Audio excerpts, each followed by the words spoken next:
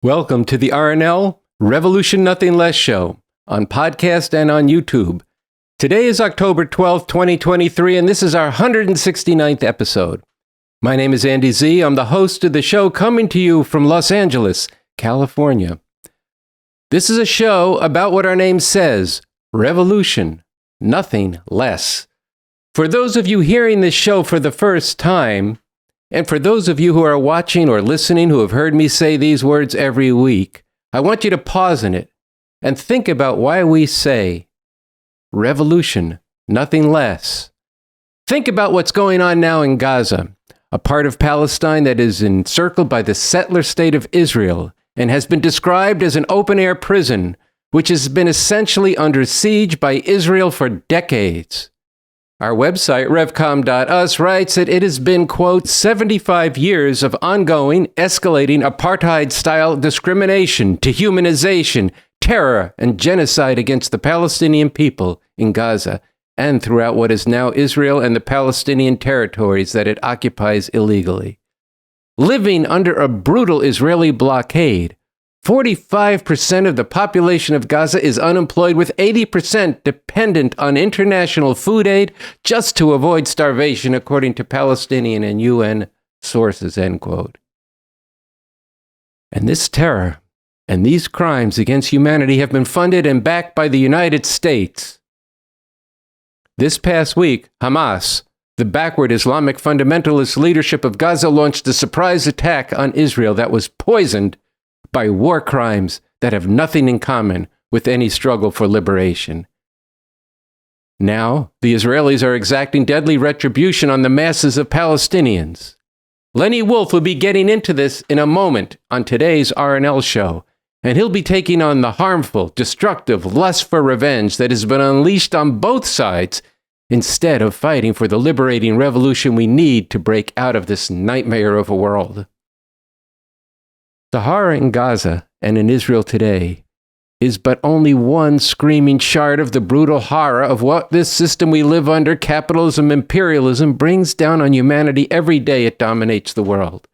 From the devastation of the climate to the danger of nuclear war between the United States and its rivals in Russia and China, to the billions of people here and around the world whose lives, potential, and spirits are crushed by this system.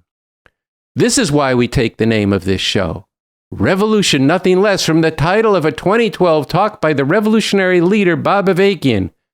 We do this because Bob Avakian has developed a whole new framework, a whole new way of understanding the possibility and the road to a real, total revolution that is for the emancipation of all of humanity. And this is not a revolution so that the first shall be last and the last shall be first. It is for nothing less than people everywhere to be free from all forms of exploitation and oppression, and you can't get that with anything less and with nothing less than a real revolution. In our second segment today, we're going to be getting into Bob Avakian in some more depth as we are heading into the first theatrical screening and discussion of the interviews that Bob Avakian did last year with the RNL show. Times like these demand a revolutionary solution for a whole new emancipating way to live. And Bob Avakian brings this to you in these interviews, and he brings it like nothing else. So stay with us for that. And if you're in Los Angeles, get your ticket and be there this coming Tuesday evening, October 17th, at the Hudson Theaters in Hollywood.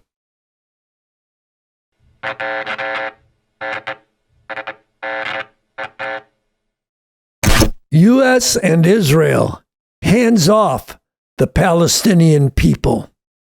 Israel, stop the genocidal state of siege and war against 2 million Palestinians trapped in Gaza. U.S. imperialism, stop your bloody arming of Israel. Hamas is not a force for liberation. The Palestinian people need a real revolution. The people of the world need real revolution and a whole new, emancipating way to live. These were the scenes this past week in Israel and Gaza as a new war exploded in the Middle East. The Hamas terror attack on Israel. These attacks by Hamas. A person lying on the ground being executed at point blank range. And I'm saying here to everyone, we will wipe this thing called Hamas, ISIS, Gaza, off the face of the earth. It will cease to exist. Level the place. Kill all Palestinians, all of them. Israel is expected to launch a ground invasion of the Gaza Strip in the days ahead. Israel is changing the skyline of the Gaza Strip, flattening it. The Israelis say they're not targeting civilians, but the destruction is total. The bombs do not discriminate. Dressings, everything is running low. The children are mute with shock, or whimpering in pain and terror.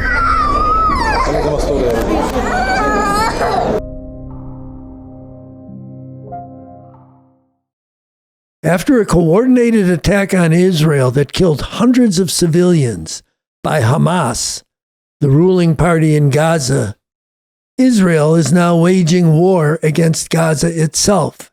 And that means the civilians of Gaza. Israel has instituted a total blockade of the entrances they control. A blockade of food, water, medical supplies, everything. Leaving only one way in or one way out for people and goods to flow in or out of Gaza, controlled by Egypt.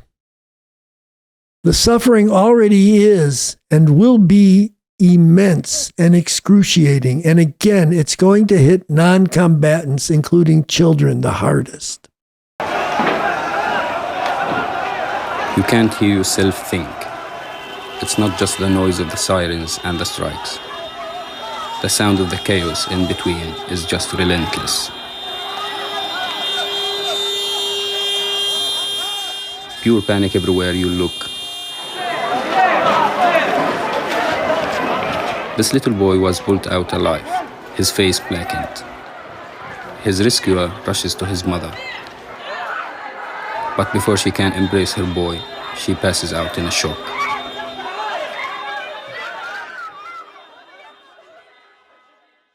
And Israel does not act alone. We stand with Israel. We stand with Israel. As Bob Avakian has written, to put it in basic terms, Israel is a settler colonial state which was imposed on the region of the Middle East at the cost of great suffering for the Palestinian people and people of the region more broadly. Israel could not have come into being without the backing of imperialism, and it acts not only in its own interests, but as an armed garrison and instrument of enforcement for U.S. imperialism. Now, as this segment goes on, we'll get into this in some depth. But I want to start this segment somewhere else. What world can people aspire to? What world should people fight for and defend? Or is the only world we can aspire to the one we have? The world we live in, where the parasitical life available to some of those in the developed world rests on the grinding exploitation and the brutal oppression of billions of people worldwide, including 150 million children. 150 million forced to labor their lives away.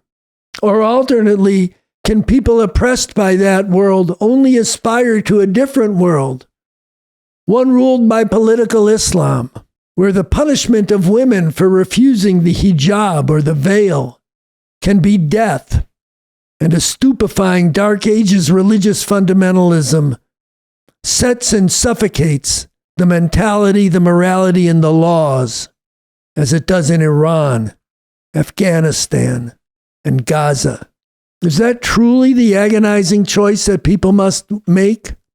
To put it another way, when push comes to shove, as it has in the Middle East this past week, do you have to take sides between the terror of the high-tech slaughter and forced starvation now being inflicted on the people of Gaza by Israel, or the cruder, sadistic, revenge-filled religious lunacy of Hamas, Bob Avakian stands out for having cut through that knot, for making the point that these alternatives represent, on the one hand, quote, the historically outmoded ruling strata of the imperialist system, and on the other, historically outmoded strata among colonized and oppressed humanity.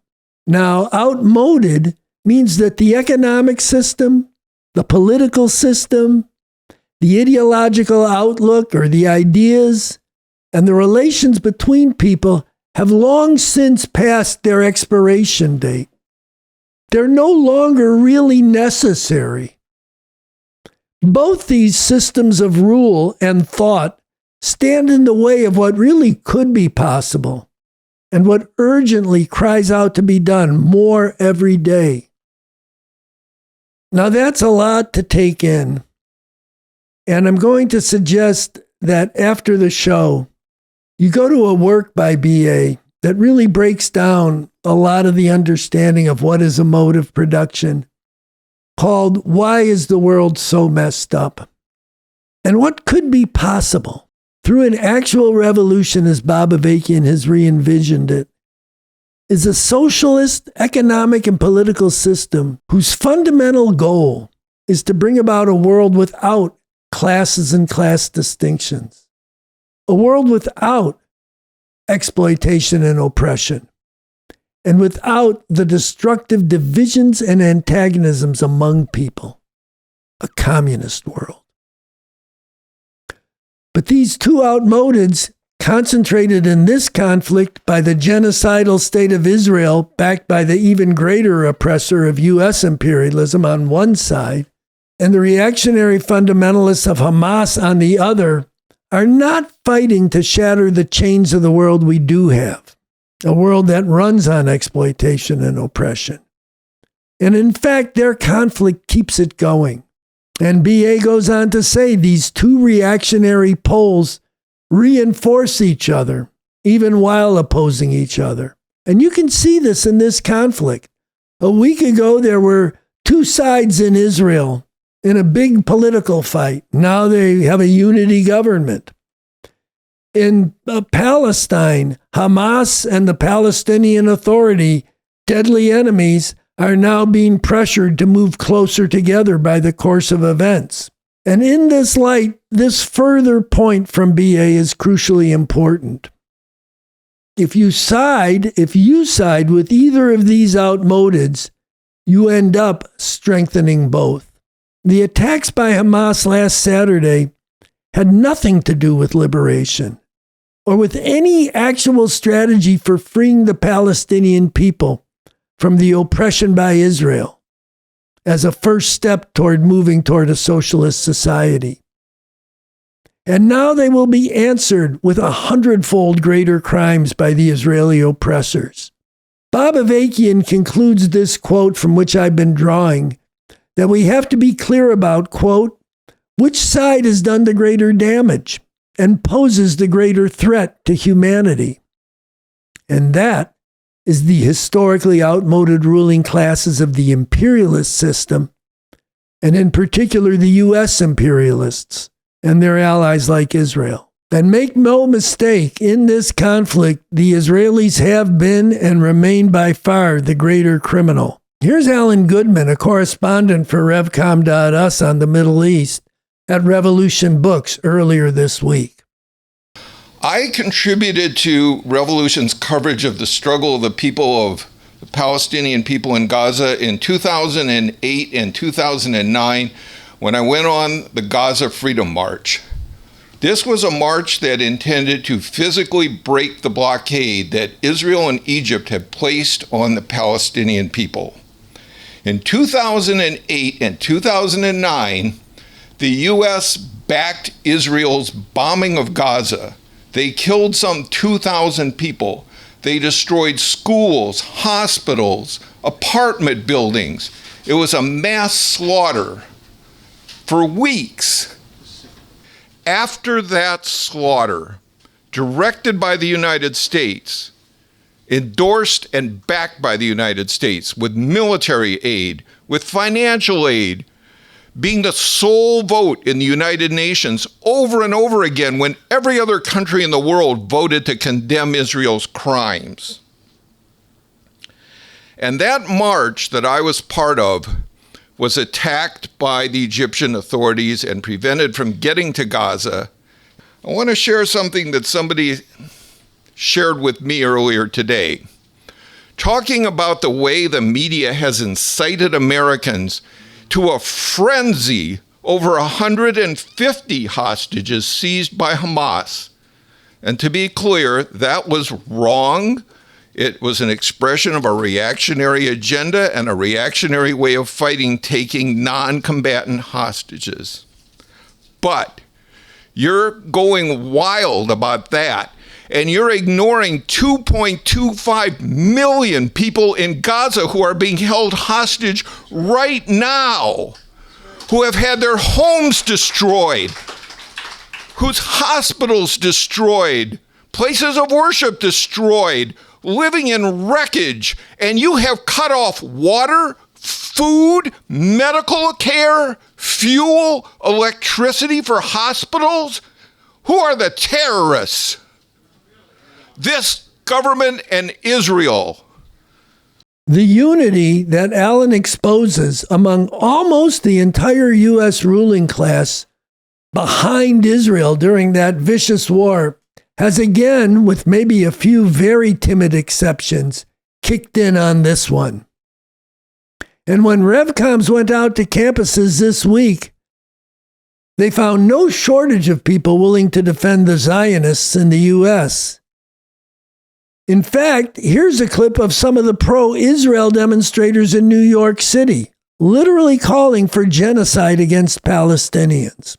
Kill all Palestinians, all of them. Not one left from the river to the sea. Palestine will be deceased. And Israel need to do like this. You see, now Gaza, like this. Gaza need to do like this. Or like this, but all this Jewish. We have to wipe them flat off the fucking map, like a fucking parking lot. I'm not stopping till all Arabs are wiped out. And here's footage of Rafael Caderas of the show debating at Santa Monica Community College with people who are only slightly less rabid. So the last message is my message to everyone here is that whenever women are being raped, tortured, beheaded, and dragged through the streets of Gaza, being paraded in the city, we won't stand by and act like nothing happened. We will retaliate. We'll retaliate hard. We'll retaliate fearfully, and we will win this war. It's just a matter of time. We will win this war. Okay. All right, so listen, stick with me, man. Stick with me. Stick with me. Hang on. So this guy said he's really against women being raped. He's against beheading. He's against killing innocent people, right? Am I right? Okay, so you must really be against the United States, where a woman is raped every 9 seconds. 100%. You know, you must be really against the United 100%. States, this society where 1 in 4 women on every college campus will be sexually assaulted, 100%. where women's right to abortion is being stripped away. This guy's really against the killing of innocent people, so he must really be against the United States, which has slaughtered nearly 30 million people all over the world just since World War II. In the wars in Korea, do you know the United States killed 3 to 5 million people? What does Hamas compare to that? The U.S. killed 3 to 5 million people in Korea. The U.S. killed nearly 3 million people in Southeast Asia, in Vietnam, Cambodia, Laos. Okay? You don't have anything to say. I'm giving you facts, and all you got is... Okay, you were born and raised in a settler colonial outpost of imperialism. I want to speak to everyone here. Everyone here who doesn't want to live in doesn't want any sort of imperialism or colonialism. Everyone who's against oppression in any form, no matter who does it. I don't care if you used to be oppressed and now you're oppressing other people. That's not a justification. And no, I'm not in support of kidnapping women and children either. But you can't start the story in the middle. You can't start the story yesterday. You can't ignore what Israel has done for decades and decades to the Palestinian people. You can't start the story yesterday. Why are you doing this right now? Okay? Why am I doing this right now? Because we need a revolution in the United States. Get the fuck out of here. The biggest oppressor in the whole world. Number one oppressor right here. And I want to challenge anyone who gives a fuck. Anyone who doesn't want oppression in any form to come to this film. October 17th to watch the Bob Avakian interviews at the Hudson Theater right here. But all the horror perpetrated by Israel and by the United States behind it does not and can never justify carrying out atrocities against non-combatants, even if the goals of the attackers were for a world free of oppression, and they most assuredly are not. The atrocities carried out would still not be justified. While BA is firmly convinced that the goal must be nothing less than an all-out liberating revolution with everything that entails, he has at the same time emphasized that the new communism, which he's developed, thoroughly repudiates and is determined to root out of the communist movement the poisonous notion and practice that the ends justifies the means. It is a bedrock principle of the new communism that the means of this movement must flow from and be consistent with the fundamental ends of abolishing all exploitation and oppression through revolution led on a scientific basis.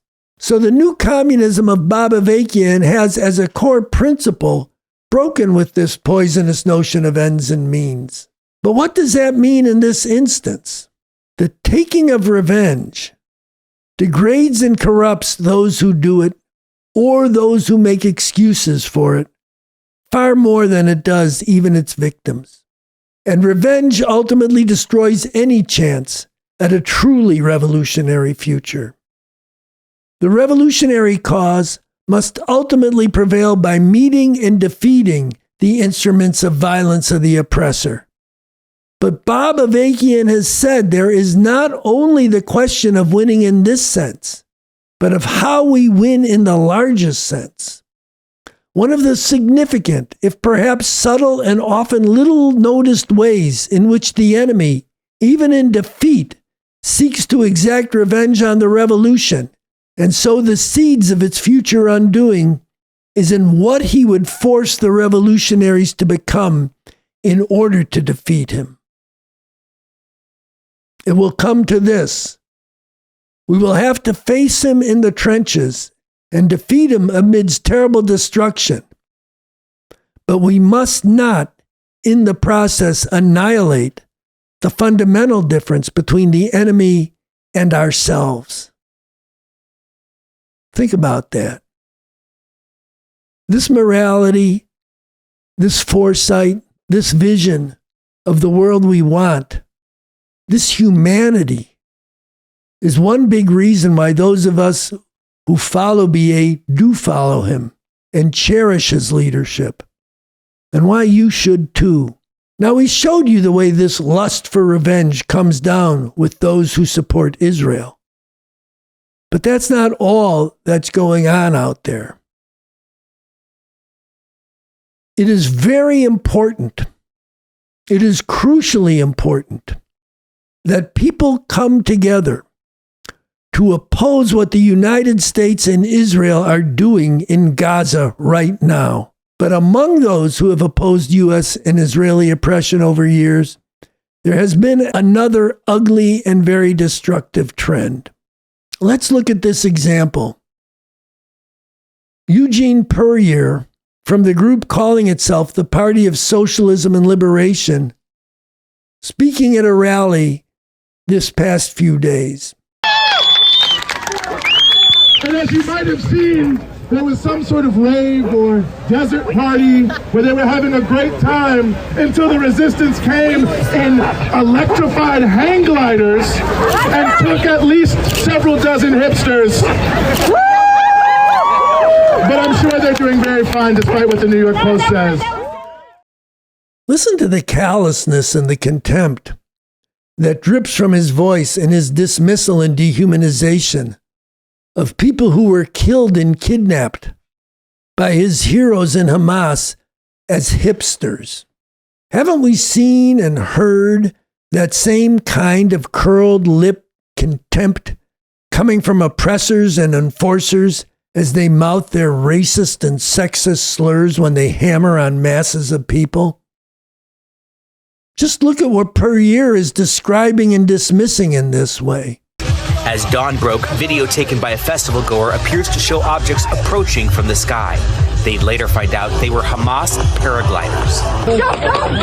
Terror overwhelming this woman as she runs from the gunfire.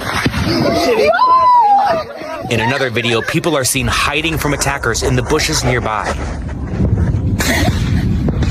Amid the gunfire, a group taking cover and desperate attempts to save lives, tying a tourniquet around a bloodied leg. This dashcam video found by Israeli first responders showing a person lying on the ground being executed at point-blank range, trying to find safety. But some didn't find it, instead taken hostage.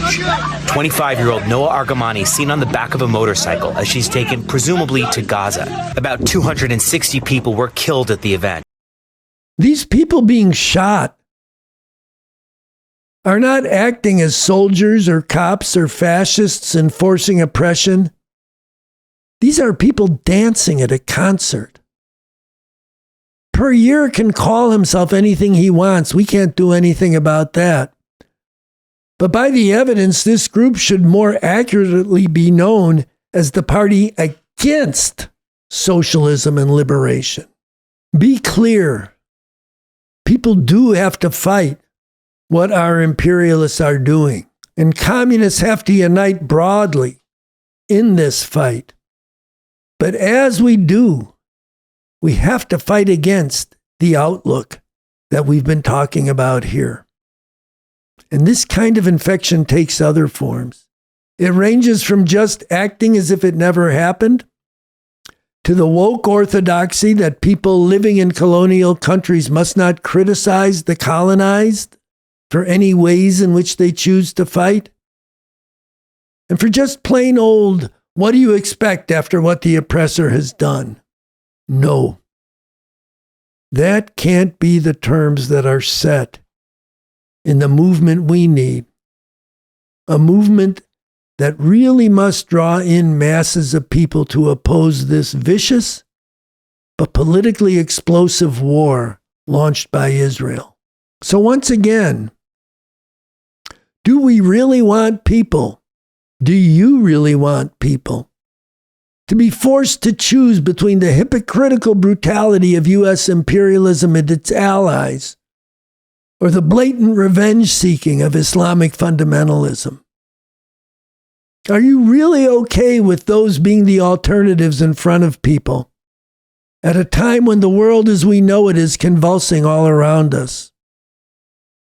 Or are you willing to get into the new communism, to watch and really engage the recent interviews with Bob Avakian, to open yourself to a real way forward out of the madness we face as we fight the madness around us?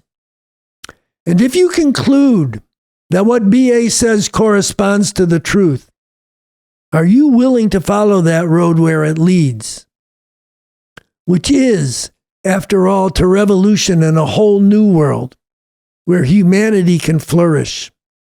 At this late hour, you have a responsibility here larger than to just yourself. Live up to it.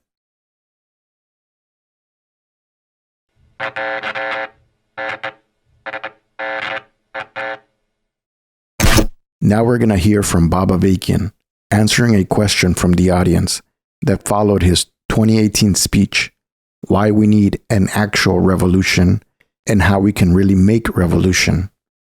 In this Q&A, he speaks powerfully and with great foresight in relation to the deep-rooted contradictions in the Middle East and the moral questions bound up in the historical persecution of the Jewish people and the establishment of the State of Israel as an imperialist outpost in the region. Here's Bob Avakian. And, really the answer there is to get rid of the Zionist system in Israel, not the Jews. There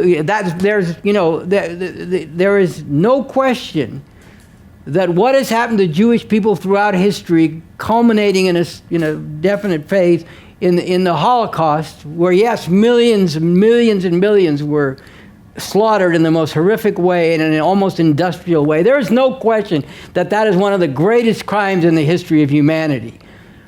But as I said a couple of years ago in a dialogue I did with Cornel West, there are two responses to that among the Jewish people and more generally. One is never again, meaning never again can this happen not only to us but to any people anywhere. And the other one is, because of that whole history, anything we do to anybody else is justified, including our horrific treatment of the Palestinians. And it's the former that needs to win out over the latter, but it's the latter, the anything is justified, that's dominant now and completely in Israel. And there is neither a justification nor ultimately a viability to having a Zionist state there. What you need to have is a state that's a secular state, that's a non-religious state, a state that doesn't favor one people over another. I mean, there used to be a joke. I don't know the degree to which it's still applicable, because there's been a real growth of religious fundamentalism in Israel in recent decades. But there used to be this joke, which had real meaning, that most people in Israel, most Jews in Israel, don't believe in God, but they do know that he promised him the state of Israel. And, that used to be a contradiction. Now there's a lot more religious fundamentalism among the Jewish population in Israel. But the answer is to get rid of a religious state, a state based on favoring one people. That can't happen under the present, with the present forces that exist.